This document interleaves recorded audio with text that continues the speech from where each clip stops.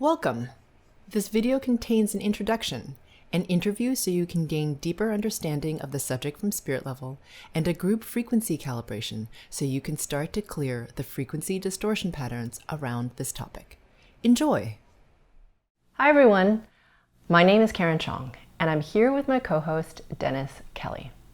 Today we're going to be discussing two things that we all have a tendency towards and which can really impede our progress.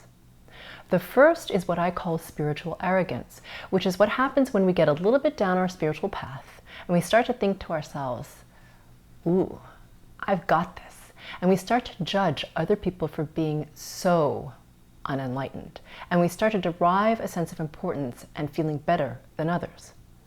The second is because the light feels good and we want to be surrounded by beauty and abundance, we start to not want to see the darkness that's around us and within us.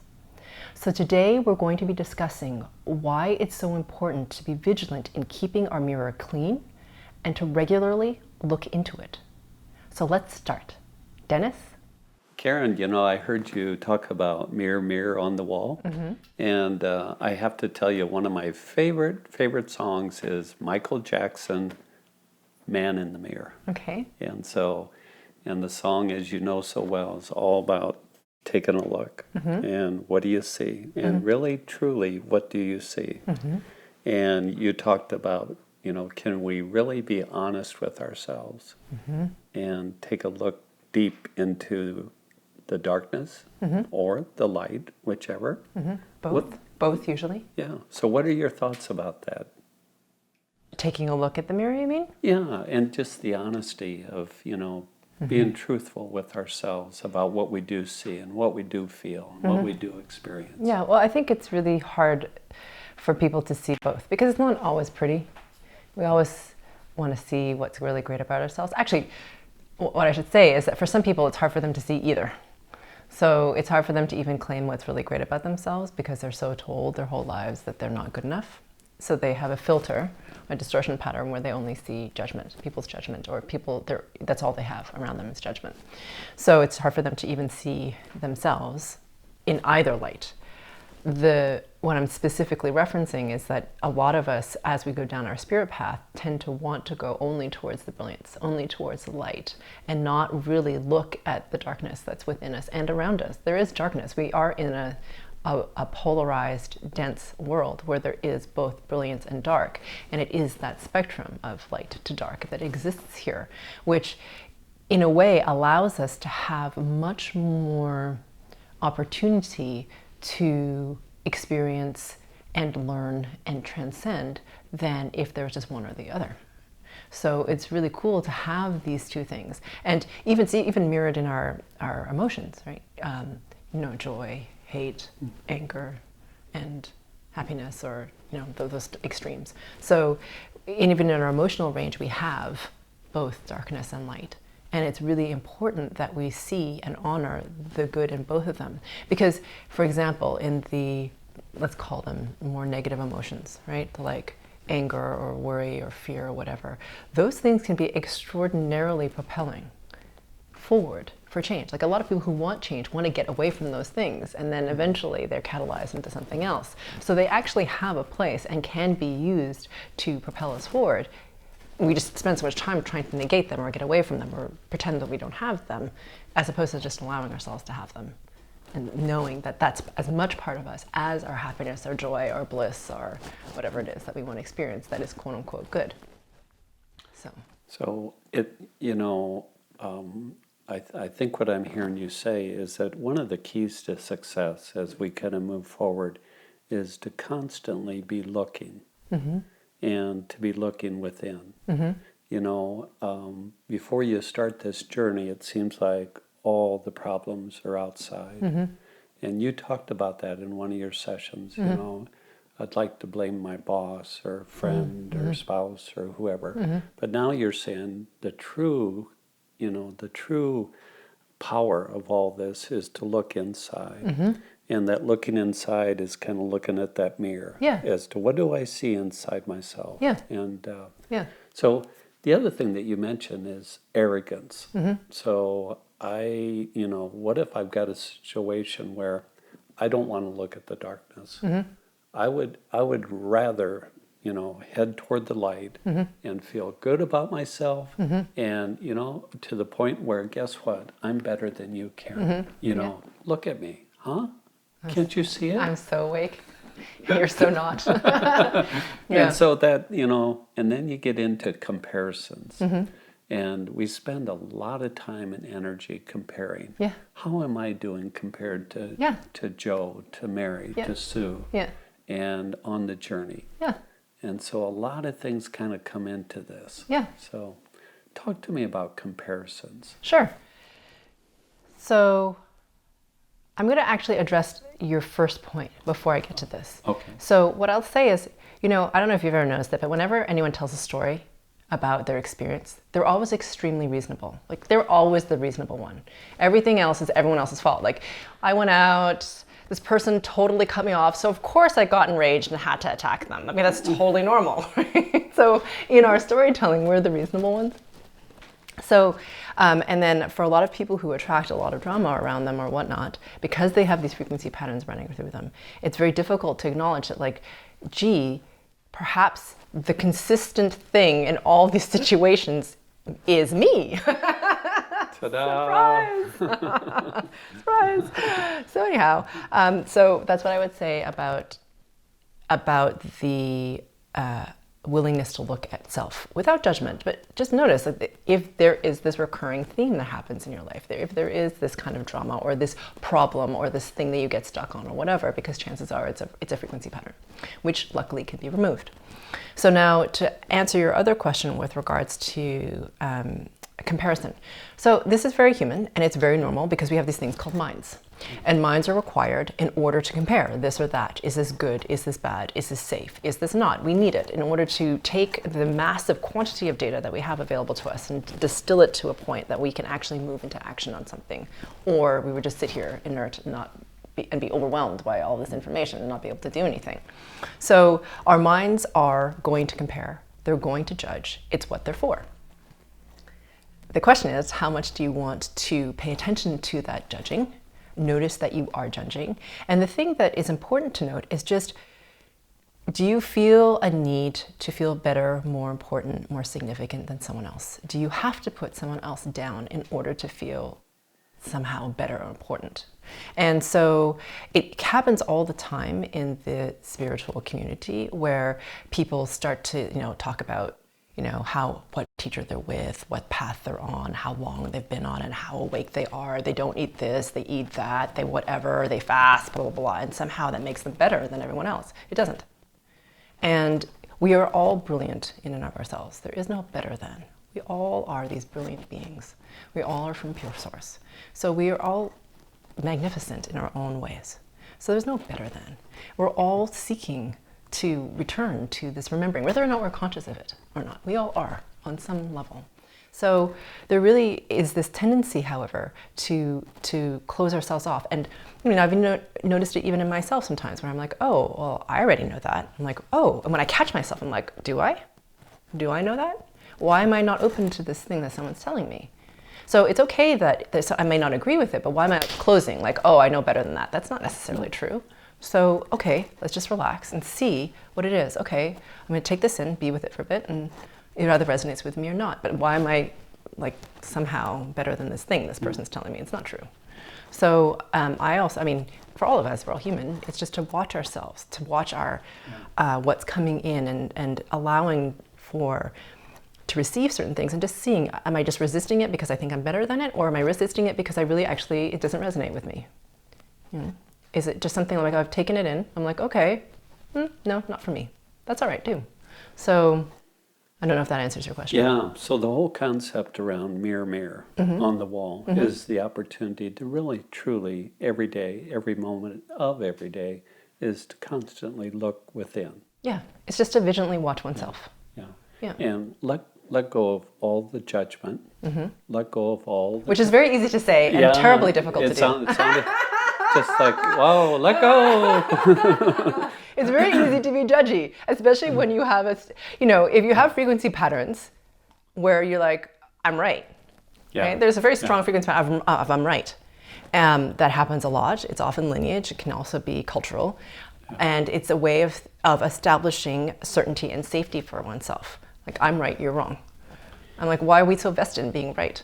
You know, it's kind of funny. you know, I think part of it is it's kind of fascinating to, you know, all my beliefs, all my traits, all my, you know, is a lot of it just related to different distortions. Yeah, absolutely. And so we talked the other day about the lineage, and we talked about how these things kind of come rolling down the hill, and here we are, and I've got all these human traits, and some are pretty good, and some aren't very good, and so the fact of the matter is that the work that you do allows somebody to really, truly release those distortions. Yeah.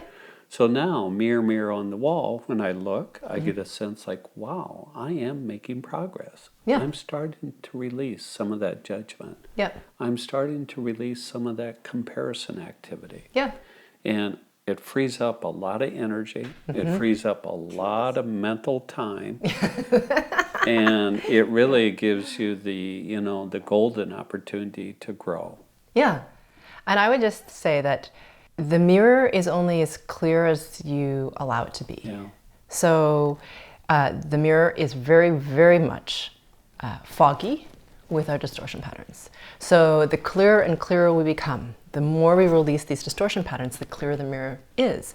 And then when we catch ourselves in our humanness, which is, you know, kind of funny and magnificent and awesome in its own way, you can kind of laugh at yourself, be like, oh wow, look, there I am doing that thing. Oh, great. There we go again. Okay. So we're just laugh at oneself and to be like, okay, moving on. I don't need that anymore. And I often think that, you know, people talk about being triggered now all the time.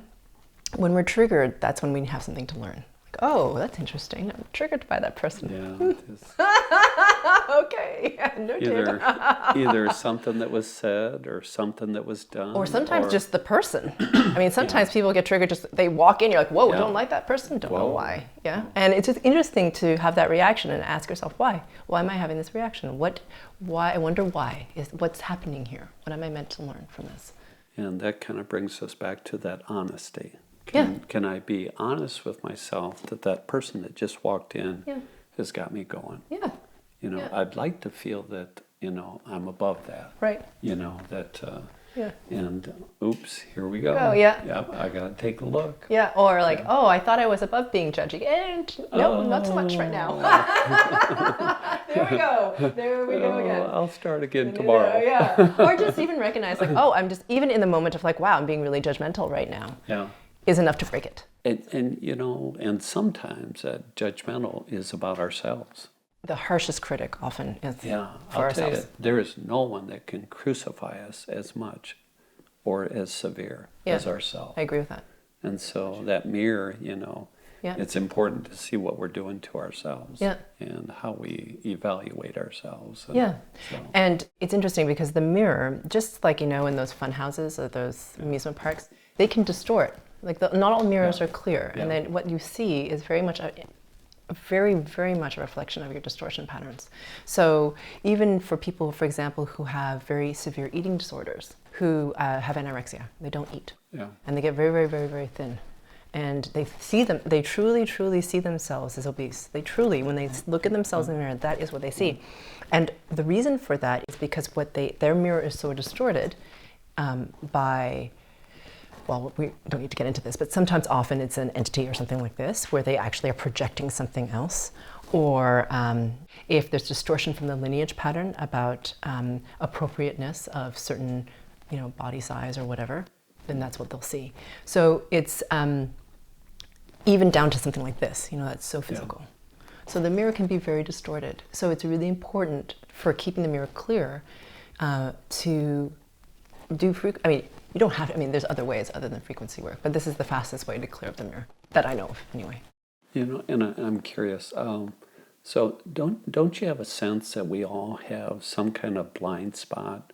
Yes. Or, you know, we just think that we're doing pretty well, or or we think that, you know, things are going well, but, you know, and so I think the beauty of that is there's people like you that, a person can sit down with, because your ability is to, without any judgment, you're very forthright as far as here's what's going on. Yeah. And maybe I don't want to hear that. Yeah. Because that doesn't sound good. Yeah. And so it's really nice to have a resource to go to help remove those blind spots. Well, thank you. And it's interesting because I often don't know my clients personally. Like, I don't know their life story. I don't know. They just come in, we begin, and I tap in. And so really is without judgment. The reason I can work at this level is because I don't judge whatever is coming in. I'm just going to tell you. And the people who have the hardest time with this work are the ones who cannot see what it is within themselves. So I'll say, oh, you have this distortion pattern of whatever it is, of, I don't know, like a resistance to change. And they're like, oh, no, I don't resist change at all. I don't have that problem. I'm like, okay, that's fine. But they just aren't willing the bells are starting to go off. Yeah, so they don't really want to look at that. Yeah. Or actually, no, I have a really wonderful relationship with my mother and she's not controlling whatsoever. And I'm like, okay, great. And you're like, wow, yeah, well, she's sitting in your body, so it's kind of hard. But anyway, so that type of thing. So it's hardest when people aren't willing to look at themselves. And oftentimes what happens is that they'll have a session with me. They'll be like, no, I don't have any of that. And then a few months or a year later, they'll come back and they'll be like, oh, remember that thing that we talked about? Yeah, so that was a thing. And so is it kind of clearing those off in layers too? Yes. So maybe I can't see what you're pointing out to me today. Yep. But as I clear, as I release, and I think in a previous session you talked about duct tape. Yep. As I get some of the duct tape off and things are starting to pop up and my clarity is starting to, I can see the things that you were talking about. Yeah. So it takes time and it's a process. It can be, yes. I can't come to you and just clear this, oh, good, thanks, I'm out of here. Well, I don't know anyone who can clear all those distortions immediately. It actually would be distorting in itself for that to happen. Too much. We're not at a point in our consciousness where we can physically and spiritually hold that jump in frequency level yet. Yeah. We will. We're just not there yet. And I know I asked you this the other day, but just remind me, I don't have to be sitting in front of you to have this experience, and for you to sense and feel and, to work with my energy. And so this can be over the phone, this can be long distance, this can be... Oh, yeah, because I'm working in the timeless, essentially, so beyond time space. So it really doesn't matter. And I can tap into, we're all part of the oneness. So I can tap into you, it doesn't matter where you are, I can tap into people who are dead, alive, it doesn't matter. Wow, that's very exciting. Yeah. Thank you very much. Thank you. Karen, could you help me? I hear so often when I look at your video or your website, GFC. Exactly what is that? A GFC is a group frequency calibration, which looks a lot like a guided meditation on a particular topic. And what I'm doing is I'm helping you to remove the distortion patterns of that particular topic. And because you're coming together as a mastermind in a group to connect to pure source even more and to clear the distortion patterns of this particular topic, what happens is a tremendous amount of momentum starts to happen because of the energetic of the entire group, and each individual is able to move faster and ascend higher than they could have on their own. Welcome, everyone. The theme of this group frequency calibration is clarity. So let's begin by taking 3 deep breaths into our solar plexus. Your solar plexus is between your belly button and the base of your sternum. And your sternum, if you're not sure where that is that big, thick bone in the center of your chest where your ribs meet in front of your body. So the base of it. So between your belly button and the base of your sternum is your solar plexus. So inhaling, holding your breath for 2 to 3 seconds. before releasing all the air out of your lungs and holding out your exhaled breath for 1 to 2 seconds. And whenever you're ready, inhaling again, this time holding your breath for 2 to 3 seconds longer than you did your previous breath, becoming aware of how you are holding your weight in your body.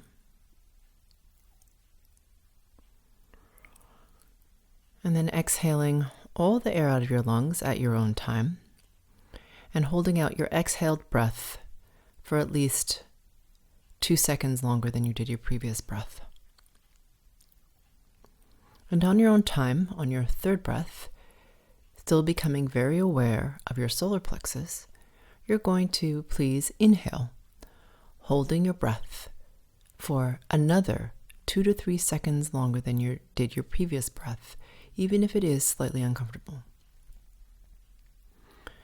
before releasing all the air out of your lungs whenever you're ready, and holding out your exhaled breath for 2 to 3 seconds, longer than you did your previous breath.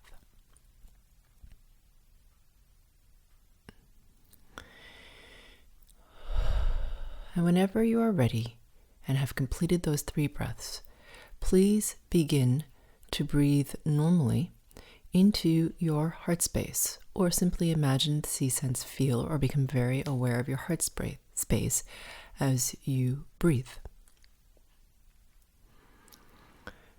For those of you who are new, please note that as I'm speaking with you, I'm working on you at the group, the subgroup, and sometimes the individual level, depending on who you are. And I'm waiting for the mastermind to gel, which it just has. And the mastermind is simply when 2 or more beings come together with a common intention. Whether or not you're conscious of it or not, the mastermind does come together. So when you're in your families, you are masterminding. With your friends, you're masterminding. And in this case, the intention is the highest and purest intention, which is to connect to pure source even more. And as a result of that highest and purest intention, you're meeting with the highest and best of our highest selves, and therefore this group has incredible momentum on the spirit level, which means that we can move faster and higher than we could have on our own. So as you breathe into your heart space, please note that I will be making noises on my end, such as exhaling sharply, humming, yawning, even though I'm not tired, snapping my fingers. So that's just how currently I remove the frequency distortion patterns. So please don't be alarmed if you hear those noises, and you can use it as an opportunity to strengthen your own focus.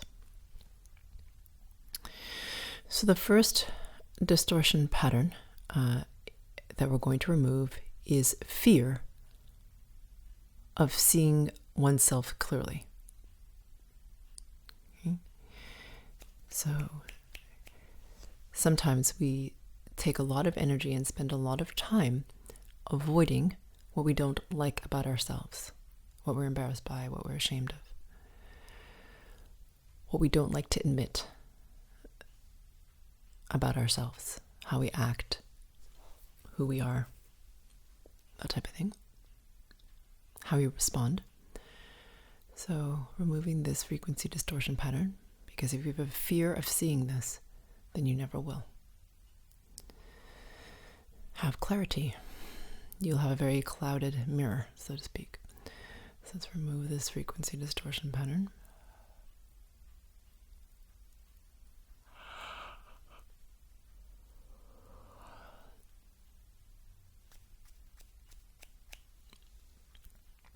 All you have to do is continue to breathe into your heart space. And why don't we do this whilst I'm here removing this distortion pattern?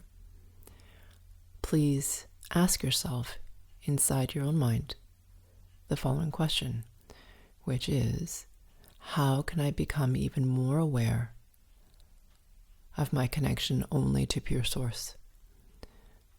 Again, that question is, how can I become even more aware of my connection only to pure source?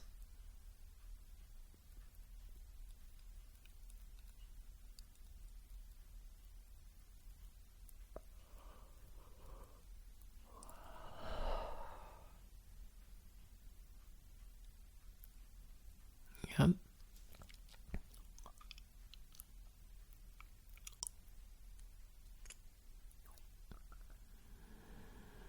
And as you ask that question, please imagine, see, sense, feel a brilliance deep within your heart that has always been there, that begins to expand.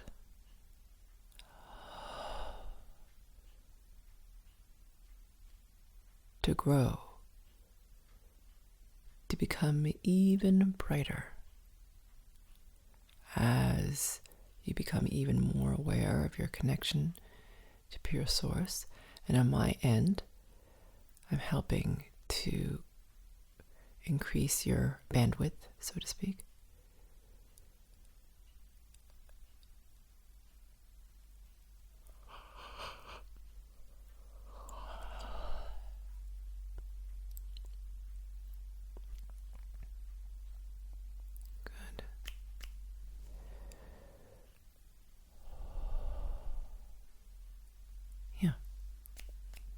Nice. Please note that this brilliance is and always has been you.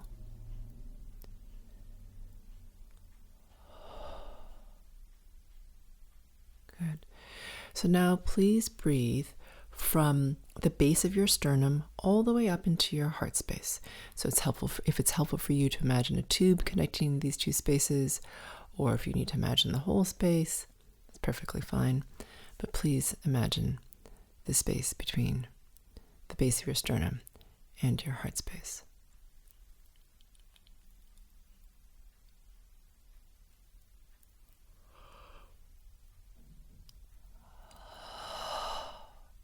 Yeah.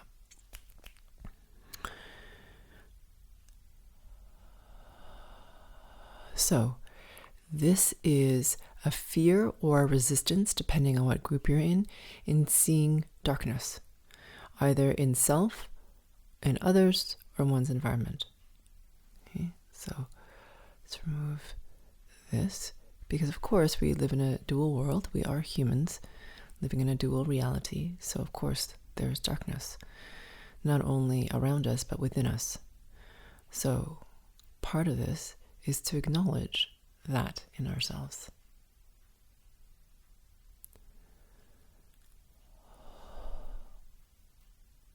I'm not saying act on it, I'm saying acknowledge it. Right? There is part of us that if a loved one were being attacked, right, we would defend them, and if we had to, we would possibly even kill the person attacking them. Right? That is dark. That is a dark impulse. So I mean, I understand that it's a noble intention, which is to protect someone you love, but it is still taking a life. So that's what I mean by accepting the darkness that is within us. This potential. And I'm certainly not suggesting you act on it in any way, but just simply to see it.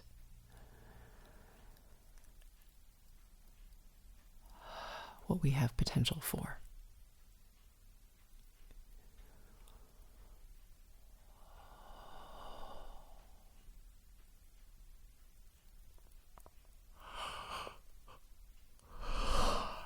Continuing to breathe between the base of the sternum and the heart, this next distortion pattern has to do with a distortion of blaming. Okay? Others. So this is the tendency to, not tendency, it is distortion pattern of blame. So it is not only the judgment, but then the transference of the judgment into blame onto others for things that are dark. So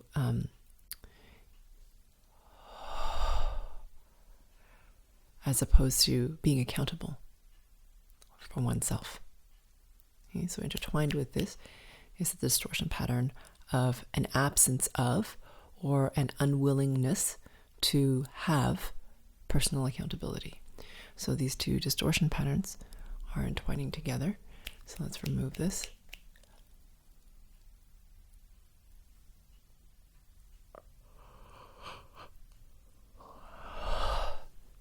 It's difficult to have clarity in oneself if you have these distortion patterns running,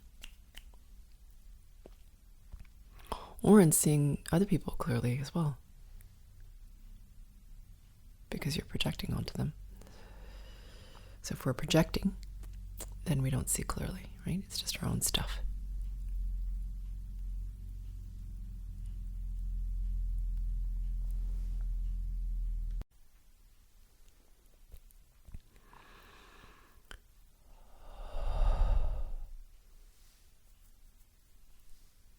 Right. Good. Now, from the belly button to the heart space, please. So please imagine, see, sense, feel, or become very aware of the space between your belly button and your heart space.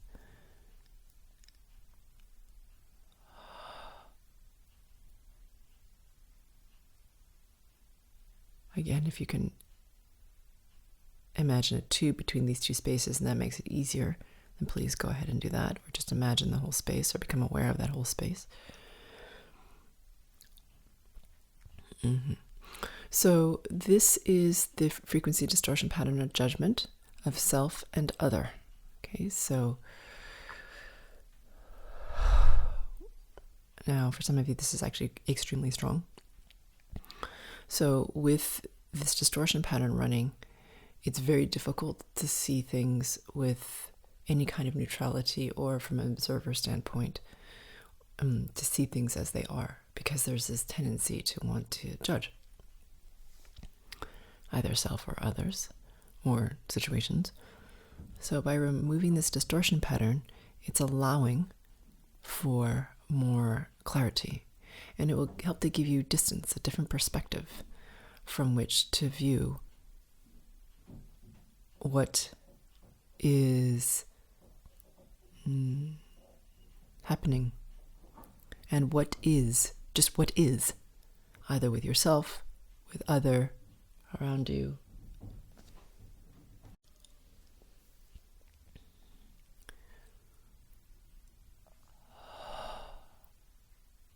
Good.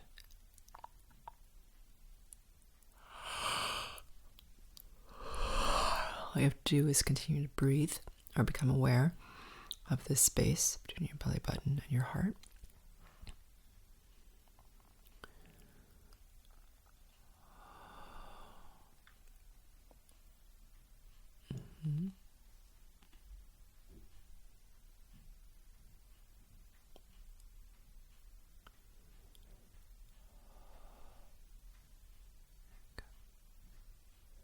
Good.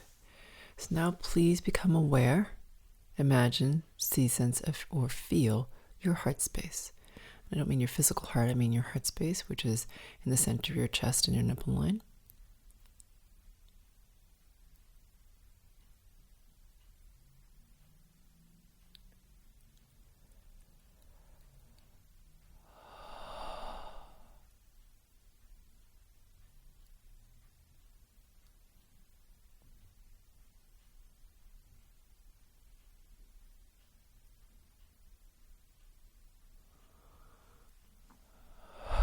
Good.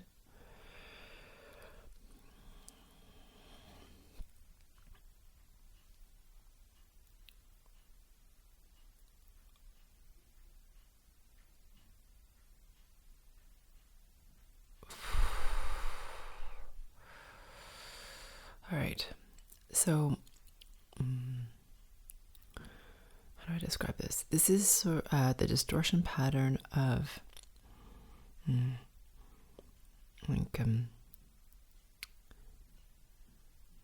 the struggle between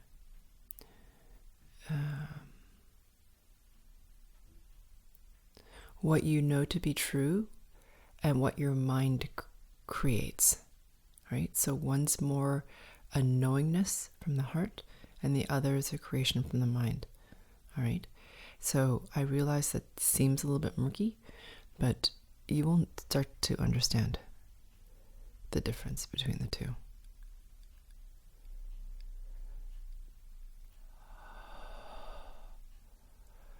And so once you can start to separate a bit from the mind and the projection of the mind, what it wants, what it desires, what it thinks, all that sort of stuff, you can better able observe it. And then you can also start to see your own patterns much more clearly. So hopefully that makes sense. And please note that if I say something that resonates with you, it's likely you. And if it's something that really you feel can't possibly be true, and you push very hard against it, it's likely you. So I invite you to be open to that possibility and to explore it. So removing this distortion pattern.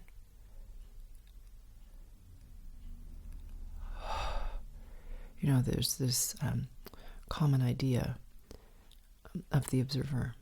It's a very powerful one. And it is the neutral observer, which is ourselves, watching ourselves. And it's helpful to have this neutral observer because then we can see our own patterns. We can see our weaknesses. We can see what we tend to default into. So by removing this distortion pattern, you can start to move into this observer state more. Perhaps not all the time. For some of you, it might just be flashes of it. For some of you, it's longer. But to even have access to it is a certain amount of freedom from the patterns that you typically run and to which you are bound.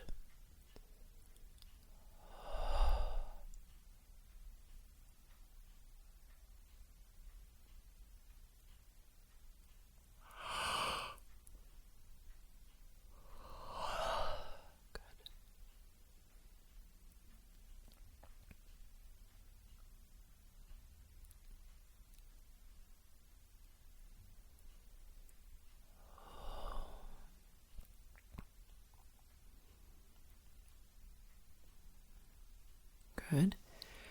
So now, if you could please breathe back into your solar plexus, which is from your belly button to the base of your sternum. What's happening is that your pain bodies are starting to get active. And for some of you, depending on the subgroup you're in, it's getting very active. Okay, so let me just help you integrate this a little bit better.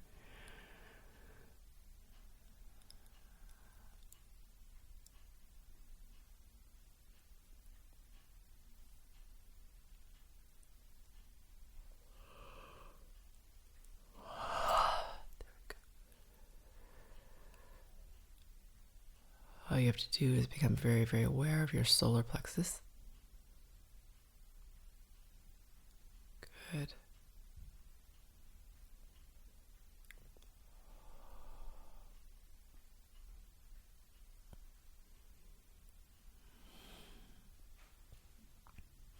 Good. So now please focus again, or become aware of, move your attention to your heart space again.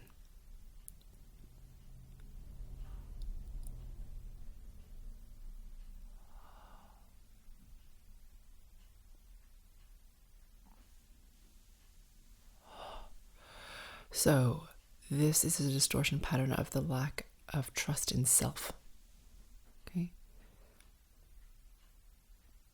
Or self-doubt, second-guessing yourself, however you want to call it, however it shows up for you, depending on the subgroup you're in.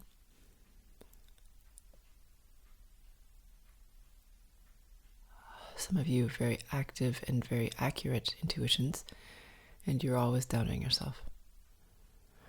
And because you doubt yourself, you don't see yourself very clearly because you're always doubting that you possibly could be correct. Yeah.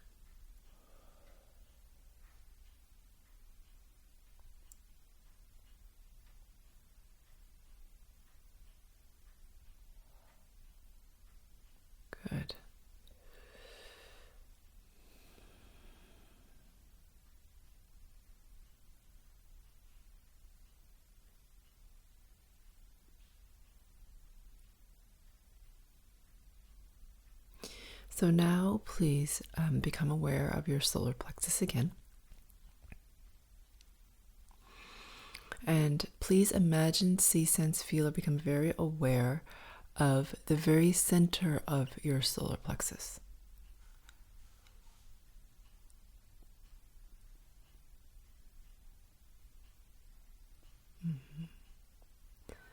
And as you dissolve or drop into or melt into or just land in the very, very center of your solar plexus, or imagine,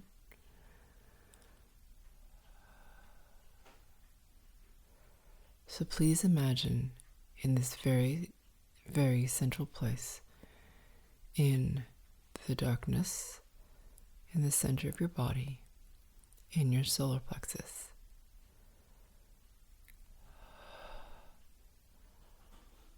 a tiny infinity symbol that glows golden.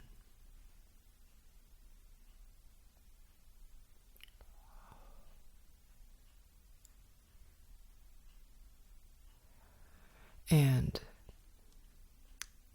what happens is that there's almost like a weighted sphere in this infinity sign that loops around and around and around and around the figure 8, right? So it loops from one end through to the other end, whipping around and around. It gets faster and faster as you imagine it or see it or sense it or feel it. And as it picks up speed,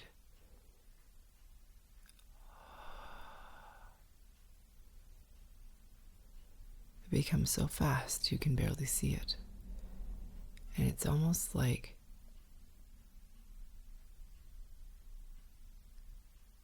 the entire infinity symbol starts to vibrate as it glows a golden glow.